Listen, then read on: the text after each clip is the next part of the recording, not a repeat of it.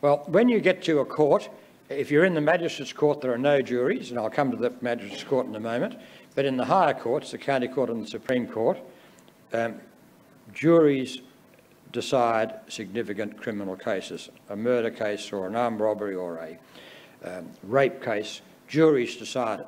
If the accused person pleads guilty, there is no jury. The judge decides the sentence. But if the trial is a contest, I didn't do it, I wasn't there, it was by consent, I didn't mean to do it. If there's a contest, the jury decides whether the charge has been proved or not. One fundamental of a jury is that it should be as representative of the community as is possible. But the second element I want to say something about, and that is expert evidence, DNA, scientific expert evidence about accounting if it's a fraud case. Now, it's often said, well, how can a jury possibly understand expert evidence? They come off the street, they're selected randomly, as the Juries Commissioner will tell you later today, and they're not qualified. How can they decide scientific evidence or accounting evidence? The answer is that, of course, they're not qualified, but what happens in a trial is evidence is presented to them in a way which is understandable. It is explained carefully, diagrams are shown, charts are given, documents are given to juries, it's tested, the counsel put their case based upon it, the judge explains it. So by the end of a case, when a jury goes out to consider its verdict, it is quite a different entity than what it was on day one. On day one, the jury couldn't have decided the case.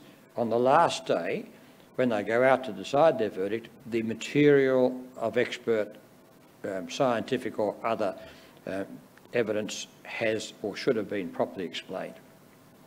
And when juries ask questions, as they often do, they reveal that they do understand things very, very well once they're given the proper assistance and material. And I think if at the end of a case a jury doesn't understand the evidence, that's no criticism of the jury.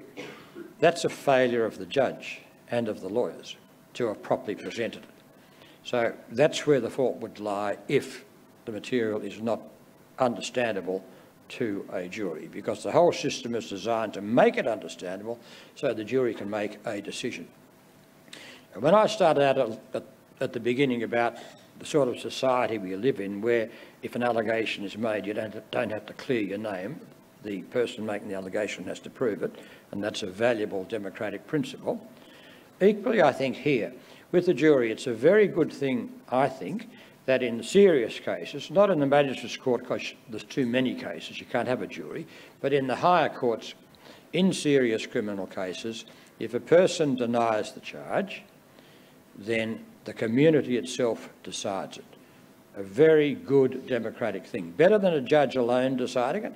In some other states, as you know, judges can decide criminal cases alone. I'm against that. I think it's much better to have juries. In some communities, a bureaucrat behind closed doors decides cases. In too many communities, an army officer on the end of a gun decides a case by putting a bullet into your head. Here, we have the community itself deciding cases, and I think that is a very healthy thing. But if the community itself is going to decide cases, it needs to be properly assisted, as I have said, so that they can understand the evidence and then make an informed decision.